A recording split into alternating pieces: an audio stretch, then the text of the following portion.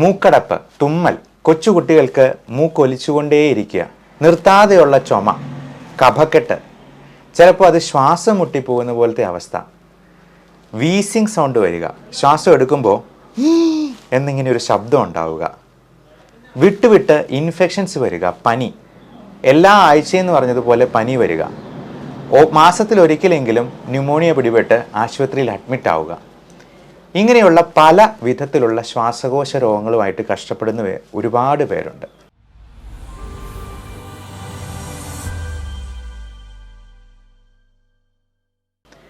ഇതിനോടൊപ്പം അലർജിയുടെ മറ്റ് ലക്ഷണങ്ങളായിട്ടുള്ള കണ്ണ് ചൊറിച്ചിൽ, ദേഹത്ത് ചൊറിഞ്ഞു തടിക്കുക, ചിലർക്ക് ചില ഫുഡിന് അലർജി ഉണ്ടാകാം.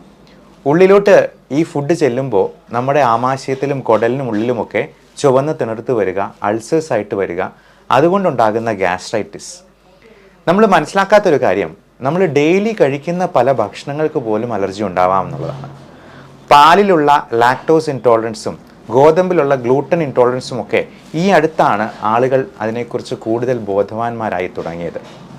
അതുതന്നെ നമ്മൾ പലപ്പോഴും യൂറോപ്യൻസിൻ്റെയൊക്കെ പല വീഡിയോസ് കണ്ടിട്ടും പലതരത്തിലുള്ള ഇൻഫോർമേഷണലായിട്ടുള്ള ലിറ്ററേച്ചർ വായിച്ചും ഒക്കെയാണ് അതിനെക്കുറിച്ച് മനസ്സിലാക്കിയിട്ടുള്ളത്. നമ്മൾ 5 സ്റ്റാർ ഹോട്ടലിലൊക്കെ ചെന്ന് കഴിഞ്ഞാലും ഈ അലർജിയുള്ള ഫുഡ് ഏതൊക്കെയാണെന്ന് അവർ കൃത്യമായിട്ട് നോക്കി അത് മാർക്ക് ചെയ്ത് വെക്കും. കഴിഞ്ഞ ഒരു മാസത്തിനിടയിൽ തന്നെ ചെമ്മീൻ്റെ അലർജി മൂലം 2 പെൺകുട്ടികൾ മരിച്ചുപോയിരുന്നു. ഒരാൾ തൊടുപുഴയിലെ 20 വയസ്സുള്ള ഒരു പെൺകുട്ടിയായിരുന്നു. ഈ അലർജി മൂലം പെട്ടെന്ന് ശ്വാസമുട്ടലുണ്ടായി ശ്വാസകോശത്തിൽ ആകെ മൊത്തം നീർക്കെട്ടുണ്ടാവുകയും ഈ പൾമണറി എഡിമ തന്നെ പെട്ടെന്നുള്ള പൾമണറി അറസ്റ്റിലേക്ക് നയിക്കുകയും ഈ റെസ്പിറേറ്ററി ഫെയിലിയർ മൂലം മരണം സംഭവിക്കുകയാണ് ചെയ്യുന്നത്. മരണം സംഭവിച്ചാലും ഇല്ലെങ്കിലും ഈ അലർജി എന്ന് പറയുന്നത് നമ്മളെ ജീവിതകാലം മുഴുവൻ പിന്തുടരുന്ന വളരെ മുരഞ്ഞ ഒരു അസുഖമാണ്. എന്നാൽ അലർജി നമുക്ക് മുഴുവനായിട്ടും ക്യൂർ ചെയ്യാവുന്ന ഏറ്റവും പുതിയ അലോപ്പതി ചികിത്സയാണ് ഇമ്മ്യൂണോതെറാപ്പി എന്ന് പറയുന്നത്. ഈ അലർജി എന്ന് പറയുന്നത് ശരീരത്തിൻ്റെ അമിതമായ പ്രതികരണശേഷി കൊണ്ടുണ്ടാകുന്നതാണെന്ന് നമുക്കറിയാം. ഹൈപ്പർ സെൻസിറ്റിവിറ്റി എന്ന് പറയും. ഈ ഹൈപ്പർ സെൻസിറ്റിവിറ്റി എന്തിനു വേണമെങ്കിലും സംഭവിക്കാം. നമ്മുടെ ഭക്ഷണത്തിൽ നിന്നുണ്ടാകാം, പലതരത്തിലുള്ള പൊടിപടലങ്ങൾ, ഡസ്റ്റ് മൈറ്റ്സ് എന്ന് പറയുന്നത് നമ്മുടെ കിടക്കുകളിലും സോഫകളിലും ഒക്കെയുള്ള നമ്മുടെ ശരീരത്തിൻ്റെ കോശങ്ങൾ തന്നെ തിന്ന് ജീവിക്കുന്ന ഒരു തരം സൂക്ഷ്മാണുക്കളാണ്. ഇതേപോലെ നമുക്ക് പെറ്റ് ആനിമൽസ് ഉണ്ടെങ്കിൽ അവയുടെ ശരീരത്തിൽ പലതരത്തിലുള്ള ചെള്ളുകൾ ഉണ്ടാകാം, അവയുടെ രോമത്തിന് അലർജി ഉണ്ടാകാം. കൃഷിക്കാരാണെന്നുണ്ടെങ്കിൽ പലതരത്തിലുള്ള ചെടികളിൽ അതിൻ്റെ പോളൻ, പൂമ്പൊടികൾ തുടങ്ങി ഒരുപാട് കാര്യങ്ങൾക്ക് അലർജി ഉണ്ടാവാം. ഇത് നമ്മൾ ആദ്യം കണ്ടുപിടിക്കുകയാണ് ചെയ്യേണ്ടത്. നമുക്ക് ബ്ലഡിലുള്ള ടെസ്റ്റ് വഴി ഇപ്പോൾ total count, differential count, eosinophil count, IgE എന്ന് പറയുന്ന ഈ ടെസ്റ്റുകളിൽ അലർജി ഉണ്ടോ, ഈസ്നോഫിൽസ് ഒത്തിരി കൂടിയിട്ടുണ്ടോ എന്നൊക്കെ കൃത്യമായിട്ട് അറിയാം. IgE ലെവൽ ഒരു 100-നോ 150-നോ മുകളിലുണ്ടെങ്കിൽ അലർജി ഉണ്ട് എന്ന് നമുക്ക് മനസ്സിലാക്കാം. ചില ആളുകൾക്ക് വളരെ സിവിയറായിട്ട് അലർജി ഉള്ളവർക്ക് 1000, 2000, 15000 വരെ IgE ലെവൽ ചില പേഷ്യൻസിൽ കണ്ടിട്ടുണ്ട് എന്നുള്ളതാണ് വാസ്തവം. അപ്പോൾ ഇത്രയും അലർജിയുള്ള ആളുകൾക്ക് ഇതിൻ്റെ കാരണം കണ്ടെത്തി ഈ അലർജിയെ പൂർണ്ണമായിട്ടും ഡീസെൻസിറ്റൈസ് ചെയ്തെടുക്കുക എന്നുള്ളതാണ് ഇമ്മ്യൂണോതെറാപ്പി എന്ന് പറയുന്ന ഏറ്റവും നൂതന അലോപ്പതി ചികിത്സയുടെ ഉദ്ദേശം തന്നെ. അപ്പോൾ നമുക്ക് എന്തൊക്കെയാണ് അലർജി ഉള്ളത് എന്നുള്ളത് കണ്ടുപിടിക്കാൻ നമ്മൾ ചെയ്യുന്ന ഒരു ടെസ്റ്റാണ് അലർജി സ്കിൻ പ്രിക്ക് ടെസ്റ്റ്. നമുക്ക് ബ്ലഡ് ടെസ്റ്റ് ചെയ്തെന്നാലോ അതിലെ ഇമ്മ്യൂണോഗ്ലോബുലിൻസിൻ്റെ അളവ് നോക്കിയെന്നാലോ ഒന്നും ഇത് അക്യുറേറ്റ് ആയിട്ട് മെഷർ ചെയ്യാൻ പറ്റില്ല. നമ്മൾ പലപ്പോഴും പല പരസ്യങ്ങളും കണ്ടിട്ടുണ്ടാവും ബ്ലഡ് ടെസ്റ്റിൽ നിന്ന് അലർജി കൃത്യമായിട്ട് അറിയാമെന്ന്. പക്ഷേ അത് IMAയോ മെഡിക്കൽ കൗൺസിലോ അപ്രൂവ് ചെയ്തിട്ടുള്ളൊരു ടെസ്റ്റ് അല്ല. അതിപ്പോൾ നിലവിലില്ല, അത് ബാൻഡാണ്. ഒരിക്കലും അങ്ങനെയുള്ള ടെസ്റ്റുകളിൽ നിന്ന് നമുക്കത് അറിയാനും പറ്റില്ല. നമ്മൾ ഈ സ്കിൻ പ്രിക്ക് ടെസ്റ്റിൽ മനസ്സിലാക്കുന്നത് ഈ മരുന്നിൻ്റെ ടെസ്റ്റ് ഡോസ് ഇടുന്നത് പോലെ ഓരോ സാധനങ്ങളുടെയും റിയാക്ഷൻ നോക്കി മനസ്സിലാക്കുകയാണ് ചെയ്യുന്നത്. പാരസെറ്റമോൾ പോലുള്ള ഒരു മരുന്നിന് പോലും അലർജി ഉണ്ടാകാം. അപ്പോൾ അത് നമ്മൾ ടെസ്റ്റ് ചെയ്യുന്നത് അതിൻ്റെ ഒരു ടെസ്റ്റ് ഡോസ് ഇട്ട് അതിൻ്റെ ഒരു റിയാക്ഷൻ 20 മിനിറ്റ് കൊണ്ട് എത്രത്തോളം ഉണ്ടാവുന്നു എന്നുള്ളത് നോക്കുവാണ്. ഈ ടെസ്റ്റ് ഒത്തിരി വേദന ഉണ്ടാക്കുന്നതോ കുത്തി നമുക്ക് മുറിവുണ്ടാക്കുന്നതോ അങ്ങനെയൊന്നുമല്ല. ഇത് നമ്മൾ അതിൻ്റെ ആൻറ്റിജൻ എക്സ്ട്രാക്ട് ഒരു തുള്ളി ഒഴിക്കുക, അതിൻ്റെ ചെറിയ പോറൽ മാത്രം ഏൽപ്പിക്കുക. അത് കൊച്ചു കുട്ടികൾക്ക്, 1 വയസ്സുള്ള കുട്ടികൾക്ക് ചെയ്യുന്നതിൻ്റെ വരെ വീഡിയോസ് എൻ്റെ തന്നെ യൂട്യൂബ് ചാനലിൽ അപ്ലോഡ് ചെയ്തിട്ടുണ്ട്. പല വിധത്തിലുള്ള സെലിബ്രിറ്റീസിന് പോലും ഇത് ചെയ്തതിൻ്റെ വീഡിയോസ് ഉണ്ട്. അവരുടെ കോൺടാക്ട് നമ്പർ സഹിതം പേഷ്യൻസിൻ്റെ ഇമ്മ്യൂണോതെറാപ്പി എടുത്തതിൻ്റെ റിസൾട്ട് ഫീഡ്ബാക്ക് ആയിട്ട് പറയുന്നതിൻ്റെ കോൺടാക്ട് നമ്പർ സഹിതം യൂട്യൂബ് ചാനലിൽ നിങ്ങൾക്ക് കാണാവുന്നതാണ്. അവരെ വിളിച്ച് വേണമെങ്കിൽ സംസാരിച്ച് നോക്കാം. അവർക്ക് എത്രത്തോളം റിസൾട്ട് ഉണ്ടായി എന്നുള്ളതും കൃത്യമായിട്ട് മനസ്സിലാക്കുക. അതിനുശേഷം ഇതിനെക്കുറിച്ച് കൃത്യമായിട്ട് പഠിച്ചതിന് ശേഷം നിങ്ങൾ ഒരു അപ്പോയിൻമെൻറ്റ് എടുത്തതിന് ശേഷം വന്ന് അലർജി ടെസ്റ്റ് ചെയ്ത് നോക്കുക. Igയുടെ ലെവൽ നമ്മൾ കൃത്യമായിട്ട് മെഷർ ചെയ്തെന്നാൽ അലർജി ഉണ്ടോ എന്നുള്ളത് നമുക്ക് കൺഫേം ചെയ്യാനായിട്ട് പറ്റും.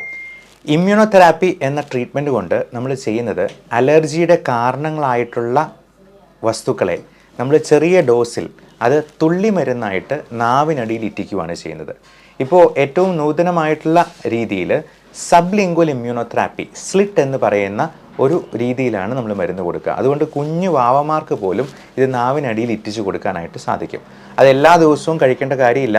നമ്മൾ ആഴ്ചയിൽ 2-3 ദിവസം മാത്രം ഇത് കൃത്യമായിട്ടുള്ള ഇടവേളകളിൽ ഇതിൻ്റെ ഡോസ് പതുക്കെ കൂട്ടി കൊണ്ടുവരുന്ന ഈ അലർജിയെ ഡീസെൻസിറ്റൈസ് ചെയ്യുകയാണ് ഈ പറയുന്ന ട്രീറ്റ്മെൻറ്റിൽ ചെയ്യുന്നത്. പണ്ട് ഇത് ഇഞ്ചക്ഷനായിട്ട് മാത്രമേ ഉണ്ടായിരുന്നുള്ളൂ.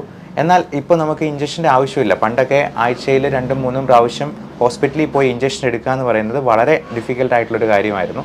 ഇന്ന് വളരെ ഈസി ആയിട്ട് നമ്മുടെ വീട്ടിൽ നിന്ന് തന്നെ ഇത് ചെയ്യാവുന്നതാണ്. ഇതുവഴി നമുക്ക് അലർജിയെ പൂർണ്ണമായിട്ടും ഡീസെൻസിറ്റൈസ് ചെയ്യുകയും കാലങ്ങളോളം നമ്മുടെ ആയുസ് അവസാനിക്കുന്നിടത്തോളം നിൽക്കാവുന്ന അലർജി നമുക്ക് പൂർണ്ണമായിട്ടും ചികിത്സിച്ച് ഭേദമാക്കാനും കഴിയും. അപ്പോൾ ഇതിനെപ്പറ്റിയുള്ള കാര്യങ്ങൾ പൂർണ്ണമായിട്ടും മനസ്സിലാക്കിയതിന് ശേഷം അപ്പോയിൻമെൻ്റ് എടുത്ത് നമ്മളെ വന്ന് കാണുക.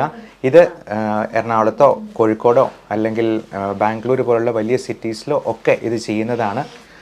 അപ്പോൾ നമ്മൾ ഇമ്മ്യൂണോതെറാപ്പി എന്ന ചികിത്സ വേണോ എന്നുള്ളത് നമ്മൾ രണ്ടാമത് തീരുമാനിച്ചാൽ മതി. ആദ്യമേ നമ്മൾ അലർജിക്ക് കാരണമായിട്ടുള്ള വസ്തുക്കളെ കണ്ടുപിടിച്ച് അത് പൂർണ്ണമായിട്ടും ഒഴിവാക്കിയെന്നാൽ തന്നെ ഒട്ടനവധി അലർജി നമുക്ക് അതിൽ നിന്ന് മാറ്റാനായിട്ട് പറ്റും. കൂടാതെ ഇതിന് വേണ്ട വൈറ്റമിൻ സപ്ലിമെൻറ്റ്സും കൂടി നമ്മൾ എടുക്കേണ്ടതായിട്ടുണ്ട്. മെയിനായിട്ടും vitamin A, vitamin C, vitamin D3, zinc പോലുള്ള minerals, vitamin E, omega-3 fatty acids, ഇതെല്ലാം നമുക്ക് ചിലപ്പോൾ ഭക്ഷണത്തിൽ നിന്ന് അത് കൂടുതലായിട്ട് കഴിക്കാൻ പറ്റാതെ വരും. കാരണം ഒരുപാട് ആളുകൾക്കും സിട്രസ് ഫ്രൂട്ട്സിന് അലർജിയുണ്ട്. നാരങ്ങ, ഓറഞ്ച്, പൈനാപ്പിളിൻ്റെയൊക്കെ മുള്ളു പോലുള്ള സാധനത്തിന് ഒരുപാട് പേർക്ക് അലർജി കാണാറുണ്ട്. അതുകൊണ്ട് തന്നെ നമ്മൾ ചിലപ്പോൾ ഇതിൻ്റെ ബയോ അവൈലബിലിറ്റി കൂട്ടാനായിട്ടും നമ്മുടെ ശരീരത്തിന് ആഗിരണം ചെയ്യാൻ പറ്റുന്ന രീതിയിലും വൈറ്റമിൻ ടാബ്ലറ്റ്സ് ആയിട്ട് തന്നെ സപ്ലിമെൻറ്റ് ചെയ്യേണ്ടതായിട്ട് വരും. അതേപോലെ തന്നെ അലർജി ഉള്ളവർക്ക് ഇൻഫെക്ഷൻസ് പിടിപെടാൻ സാധ്യത വളരെ കൂടുതലാണ്. ഇപ്പോൾ ഒരിടത്ത് പെട്രോൾ കിടക്കുന്നത് പോലെ അടുത്തൂടെ ഒരു തീപ്പൊരി പോയെന്നാലും കയറി പിടിക്കുന്നത് പോലെയാണ് അലർജി ഉള്ള ഒരാൾക്ക് റെസ്പിറേറ്ററി ഇൻഫെക്ഷൻസ് വരാനുള്ള സാധ്യത കൂടുന്നത്. മെയിനായിട്ടും ഇൻഫ്ലുവൻസ, ന്യൂമോകോക്കസ് പോലുള്ള വാക്സിനേഷൻസ് അവൈലബിൾ ആണ്. നമുക്ക് ഇത്തരത്തിലുള്ള വാക്സിനേഷൻ കൊണ്ട് തന്നെ ഒരു 60-70% ഇൻഫെക്ഷൻസ് വരുന്നത് പ്രിവെൻറ്റ് ചെയ്യാനും കൊച്ചുകുട്ടികൾക്ക് എല്ലാ മാസവും ന്യൂമോണിയ പിടിപെട്ട് അഡ്മിറ്റ് ആക്കേണ്ട ഒരു സ്ഥിതിവിശേഷം പൂർണ്ണമായിട്ടും ഇല്ലാണ്ടാക്കുകയും ചെയ്യാം. അതുകൂടാതെ അലർജിയെ നമ്മൾ പൂർണ്ണമായിട്ടും മാറ്റുന്നതോടുകൂടി ഈ പ്രശ്നങ്ങൾ വിട്ടുവിട്ടുള്ള ചുമ, കഫക്കെട്ട്, ശ്വാസം മുട്ടൽ തുടങ്ങിയ പ്രശ്നങ്ങൾ നമുക്ക് പൂർണ്ണമായിട്ടും തന്നെ ഡീസെൻസിറ്റൈസ് ചെയ്തെടുക്കാം. അത് ഫാമിലിയിൽ തന്നെ ഒരുപാട്, ഇപ്പോൾ അച്ഛനും അമ്മയ്ക്കും അലർജി ഉണ്ടെന്നുണ്ടെങ്കിൽ മക്കൾക്ക് അലർജി ഉണ്ടാവാൻ നല്ല സാധ്യതയുണ്ട്. സഹോദരങ്ങൾക്കിടയിൽ തന്നെ ഒരാൾക്കുണ്ടെന്നുണ്ടെങ്കിൽ മറ്റേ ആൾക്കും വരാം. അപ്പോൾ നമ്മൾ കാണുന്നത് സാധാരണ ഇപ്പോൾ ഒരാൾക്ക് അലർജി ടെസ്റ്റ് ചെയ്ത് ഇമ്മ്യൂണോതെറാപ്പി എടുത്ത് നല്ല റിസൾട്ട് ഉണ്ട് എന്ന് കാണുമ്പോൾ അവരുടെ വീട്ടിലെ മറ്റുള്ളവരെയും കൂടി കൊണ്ടുവന്ന് ട്രീറ്റ്മെൻറ്റ് എടുക്കുന്ന ഒരു സന്തോഷകരമായിട്ടൊരു കാര്യമാണ്. ഇത്തരത്തിലുള്ള പ്രശ്നങ്ങൾ അലർജി രോഗങ്ങളിൽ മാത്രമല്ല പലതരത്തിലുള്ള ഓട്ടോ ഇമ്മ്യൂൺ അസുഖങ്ങളിലും ഉണ്ടാകാം. പലതരത്തിലുള്ള ഭക്ഷണങ്ങളിൽ നിന്ന് വരുന്ന, ഇപ്പോൾ തൈറോയിഡിൻ്റെ ഹാഷിമോട്ടോസ് തൈറോയിഡൈറ്റിസ് എന്ന് പറയുന്ന ഒരു ഓട്ടോ ഇമ്മ്യൂൺ അസുഖമാണ്. അതേപോലെ ഇറിറ്റബിൾ ബവൽ സിൻഡ്രോം പോലുള്ള വയറ് സംബന്ധമായ പ്രശ്നങ്ങൾ. ഞാൻ ആദ്യം പറഞ്ഞ പോലെ നമുക്ക് പറ്റാത്ത ഫുഡ് ഉള്ളിലോട്ട് ചെല്ലുമ്പോൾ നമ്മുടെ സ്കിന്നിൽ റാഷസ് ഉണ്ടാകുന്ന പോലെ നമ്മുടെ ആമാശയത്തിലും കുടലിനുള്ളിലുമൊക്കെ ഈസോഫാജൈറ്റിസ് ആയിട്ട്, ഗ്യാസ്ട്രൈറ്റൈറ്റിസ് ആയിട്ട്, കൊളൈറ്റിസ് ആയിട്ട് ഒക്കെ ഉണ്ടാകാം. ഇത് തന്നെ പലതരത്തിലുള്ള അൾസേഴ്സും പ്രശ്നങ്ങളും ഉണ്ടാക്കുകയും ഇൻഫെക്ഷൻസ് കൂടുതലായിട്ടുണ്ടാവുകയും എച്ച് പൈലോറി പോലുള്ള ഇൻഫെക്ഷൻസിൽ നിന്ന് പെപ്റ്റിക് അൾസറിലേക്ക് നയിക്കുകയും ചെയ്യാം. അപ്പോൾ ഇതിനെല്ലാം നമ്മൾ ഫുഡിലുള്ള അലർജി, ഫുഡിൻ്റെ ഇൻടോളറൻസ് കൃത്യമായിട്ട് കണ്ടെത്തി അത് മാറ്റി വെച്ചെന്നാൽ തന്നെ പകുതി അസുഖങ്ങളും മാറ്റി നിർത്താം എന്നുള്ളതാണ്. ട്രീറ്റ്മെൻറ്റ് എടുക്കണോ വേണ്ടയോ എന്നുള്ളത് രണ്ടാമത് നിങ്ങൾക്ക് തീരുമാനിക്കാം. അപ്പോൾ ഒരിക്കലും ഇത് വേറെ എന്തെങ്കിലും ബ്ലഡ് ടെസ്റ്റ് വഴിയോ നമുക്ക് കണ്ടുപിടിക്കാവുന്നതല്ല. ഒരു ഡോക്ടറിൻ്റെ സൂപ്പർവിഷനിൽ തന്നെ, അലർജി സ്പെഷ്യലിസ്റ്റ് ആയിട്ടുള്ള ഒരു ഡോക്ടറിൻ്റെ അണ്ടറിൽ തന്നെ ഈ ടെസ്റ്റ് കൃത്യമായിട്ട് ചെയ്ത് അത് മനസ്സിലാക്കുക എന്നുള്ളത് മാത്രമേ ഇതിൽ പോകാൻ വഴിയുള്ളൂ. എല്ലാവർക്കും നല്ല ആരോഗ്യം ആശംസിക്കുന്നു. Love and regards doctor Bibin Jose, Pazhama medical centre, Pala, Kanjirappally and Sultan Bathery.